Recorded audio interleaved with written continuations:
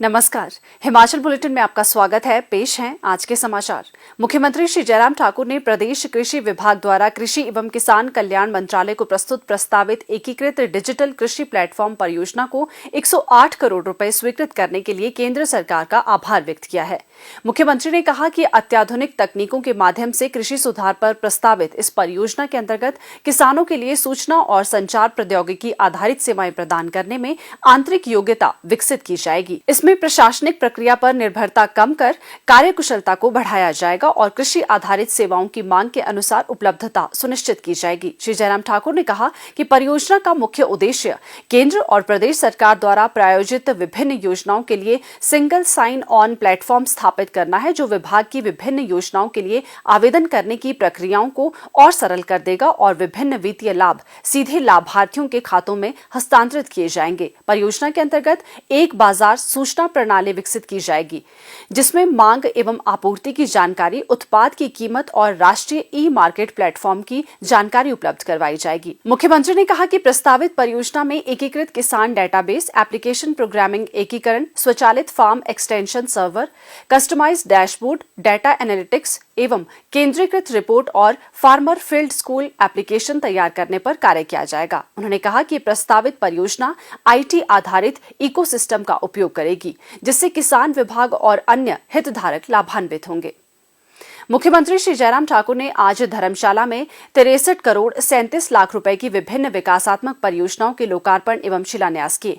मुख्यमंत्री ने धर्मशाला पुलिस मैदान में सरस मेला 2022 के समापन समारोह की अध्यक्षता भी की। इस अवसर पर संबोधित करते हुए मुख्यमंत्री ने कहा कि प्रदेश सरकार की महत्वाकांक्षी मुख्यमंत्री स्वावलंबन योजना के अंतर्गत पिछले 3 वर्षों के दौरान राज्य में विभिन्न स्वरोजगार उद्यम स्थापित करने के लिए 100 करोड़ रुपए से अधिक धनराशि वितरित की गई है। उन्होंने कहा कि ये योजना प्रदेश के लोगों, विशेषकर बेरोजगार युवाओं के लिए स्वरोजगार के अवसर पैदा करने के लिए बहुत ही परिणामोन्मुखी साबित हुई है।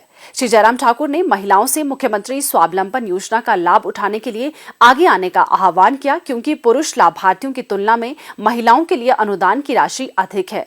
उन्होंने कहा कि सरस मेला न केवल स्वयं सहायता समूहों के विभिन्न उत्पादों को बेचने के लिए एक मंच प्रदान करता है, बल्कि इससे विपणन के अवसर भी मिलते हैं। मुख्यमंत्री ने 10 दिवसीय सरस मेला आयोजित करने के लिए जिला प्रशासन द्वारा उठाए गए प्रभावी कदमों की सराहना करते हुए कहा कि इस प्रकार के आयोजन ग्रामीण अर्थव्यवस्था को भी बदल सकते हैं। मुख्यमंत्री ने कहा, सरस मेले के इस कार्यक्रम में मुझे ये जानकर के बहुत प्रसन्नता हुई कि जिन सेल्फ हेल्प ग्रुप्स और उसके अतिरिक्त जो ऐसे और भी हमारे काम करने वाले लोग जिन्होंने मुख्यमंत्री स्वावलंबन योजना के अंतर्गत काम शुरू किया है, स्टार्टअप शुरू किए हैं, उनको एक बहुत बेहतरीन स्थान मिला अपनी चीजों को डिस्प्ले करने के लिए, अपने प्रोडक्ट्स को डिस्प्ले करने के लिए, अपने प्रोडक्ट को प्रमोट करने के लिए और अपने प्रोडक्ट को मार्केट में पहुंचाने के लिए एक बहुत बड़ा प्लेटफॉर्म उनको उपलब्ध हुआ। हम कल्पना नहीं कर सकते हैं, जहां भी हमने जिन स्टॉल में हमने विजिट किया,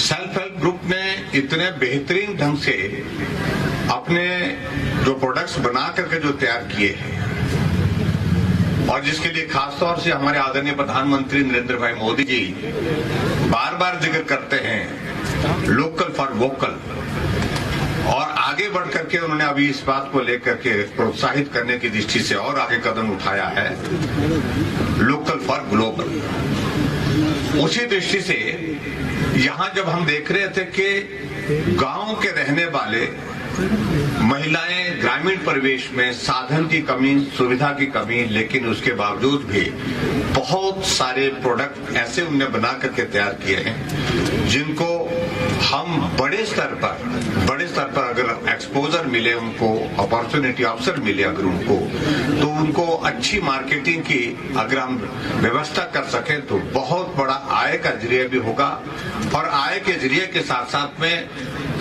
एक कला को प्रदर्शित करने का, काम को प्रदर्शित करने का एक एक्सपोजर भी उस दृष्टि से होगा।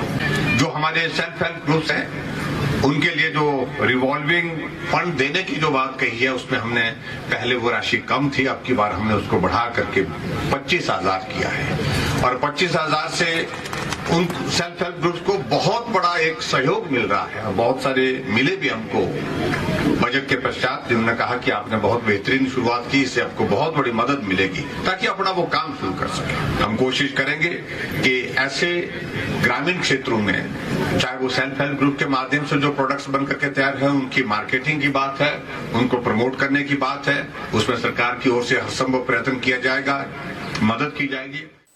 मुख्यमंत्री ने सरस मेले में हिमाचल प्रदेश सहित विभिन्न राज्यों के स्वयं सहायता समूहों द्वारा लगाए गए सभी स्टॉलों का अवलोकन किया। उन्होंने महर्षि वाल्मीकि स्वच्छता पुरस्कार योजना और बालिका गौरव पुरस्कार योजना के अंतर्गत जिला कांगड़ा के विकास खंडों को पुरस्कार भी प्रदान किए। धर्मशाला महाविद्यालय के वार्षिक पुरस्कार वितरण समारोह में मुख्य अतिथि के रूप में अपने संबोधन में मुख्यमंत्री ने कहा कि वर्तमान समय डिजिटल दुनिया का दौर है, इसलिए धर्मशाला महाविद्यालय में विद्यार्थियों की सुविधा के लिए डिजिटल पुस्तकालय खोला जाएगा। उन्होंने कहा कि धर्मशाला महाविद्यालय का नाम भी शीघ्र ही किसी प्रसिद्ध महान व्यक्ति के नाम पर रखा जाएगा। उन्होंने कहा कि आगामी 3 माह में ईवीएम वेयरहाउस का निर्माण कार्य पूरा कर लिया जाएगा। इसके बनने के उपरांत ईवीएम को नवनिर्मित वेयरहाउस में स्थानांतरित कर दिया जाएगा। मुख्यमंत्री ने कहा कि एशियाई विकास बैंक प्लान के अंतर्गत धर्मशाला में अत्याधुनिक अंतर्राष्ट्रीय सम्मेलन केंद्र का निर्माण किया जाएगा, जिस पर 150 करोड़ रुपए व्यय किए जाएंगे। उन्होंने कहा कि धर्मशाला ने अंतर्राष्ट्रीय स्तर पर प्रसिद्ध गंतव्य के रूप में अपनी पहचान बनाई है और ये सम्मेलन केंद्र अंतर्राष्ट्रीय सम्मेलनों और कार्यक्रमों के आयोजन में मील पत्थर साबित होगा। उन्होंने कहा कि 207 करोड़ रुपए की लागत से धर्मशाला मैक्लोडगंज में निर्मित रोपवे यहां आने वाले पर्यटकों के लिए मुख्य आकर्षण का केंद्र बनकर उभरा है। मुख्यमंत्री श्री जयराम ठाकुर ने आज साइंस स्टेडियम धर्मशाला में 4 दिवसीय अंतर विश्वविद्यालय क्षेत्रीय प्रतियोगिता के समापन समारोह की अध्यक्षता की। पूर्व मुख्यमंत्री एवं कार्यक्रम अध्यक्ष श्री शांता कुमार और उद्योग मंत्री श्री बिक्रम सिंह विशेष अतिथि के रूप में समारोह में शामिल हुए। मुख्यमंत्री ने प्रतियोगिता में भाग लेने वाले खिलाड़ियों को बधाई दी। उन्होंने कहा कि धर्मशाला और इस प्रतियोगिता से खिलाड़ी अच्छी यादें संजोकर वापस जाएंगे। उन्होंने प्रतियोगिता के सफल आयोजन के लिए केंद्रीय विश्वविद्यालय की टीम को बधाई दी। उन्होंने कहा कि धर्मशाला जैसे पर्यटन शहर में खेलों का आयोजन बहुत लाभकारी है, क्योंकि इससे खिलाड़ी पर्यावरण के और अधिक निकट आते हैं। मुख्यमंत्री श्री जयराम ठाकुर ने कहा कि हिमाचल प्रदेश केंद्रीय विश्वविद्यालय परिसर को स्थापित करने में विलंब हुआ है, लेकिन अब बिना देरी किए देहरा और धर्मशाला दोनों ही स्थानों पर शीघ्र ही परिसर का निर्माण कार्य शुरू किया जाएगा। उन्होंने कोविड-19 महामारी और टीकाकरण अभियान से प्रभावी ढंग से निपटने में प्रधानमंत्री श्री नरेंद्र मोदी के प्रयासों की सराहना की। मुख्यमंत्री ने कहा, केंद्रीय विश्वविद्यालय के एक अधिकृत और आधिकारिक कार्यक्रम में मेरा पहली बार यहाँ पर आना हुआ है और मुझे इस बात की प्रसन्नता है कि एक ऐसा संस्थान जो हिमाचल प्रदेश को प्राप्त हुआ है, जो बहुत उम्मीद के साथ और गति के साथ आने वाले समय में आगे बढ़ेगा, जहां रिसर्च के क्षेत्र में, शिक्षा के क्षेत्र में एक बहुत बड़ा कॉन्ट्रीब्यूशन इस कैंपस का रहेगा, इस यूनिवर्सिटी का रहेगा। वहां मैं मानता हूं कि पर्यटन की दृष्टि से भी, क्योंकि धर्मशाला हमारी इंटरनेशनली नोन टूरिस्ट डेस्टिनेशन है और स्वाभाविक रूप से पर्यटन को भी बढ़ावा देने की दृष्टि से इसका एक बहुत महत्वपूर्ण योगदान होगा। हिमाचल प्रदेश में हमारी सरकार बनने के पश्चात एक इनिशिएटिव हमने लिया था जो कट करके था, थोड़ा अलग था, और इसी पैमाने में लिया था। यही वो जगह थी जहां पर प्रधानमंत्री जी आए थे, एक ग्लोबल इन्वेस्टर्स मीट की थी, जिसमें देश के अंदर, देश के अतिरिक्त देश के बाहर से भी बहुत सारे इन्वेस्टर्स उसमें यहां पर भाग लेने के लिए आए थे। तो वो ग्लोबल इन्वेस्टर्स मीट एक ऐसा इनिशिएटिव हमारे हिमाचल प्रदेश में रहा, जिसके बारे में आज से पहले बहुत ज्यादा न सोचा गया न विचार किया गया कि प्राइवेट सेक्टर का इन्वेस्टमेंट भी हिमाचल की डेवलपमेंट में एक अपना रोल कर सकता है, अपना योगदान दे सकता है। इसलिए उस काम को करना चाहिए। इस पर बहुत ज्यादा सोचा नहीं गया, लेकिन हमने किया। प्रधानमंत्री जी आए और प्रधानमंत्री जी के आने के पश्चात उसमें हमें बहुत बड़ी सफलता भी हासिल हुई।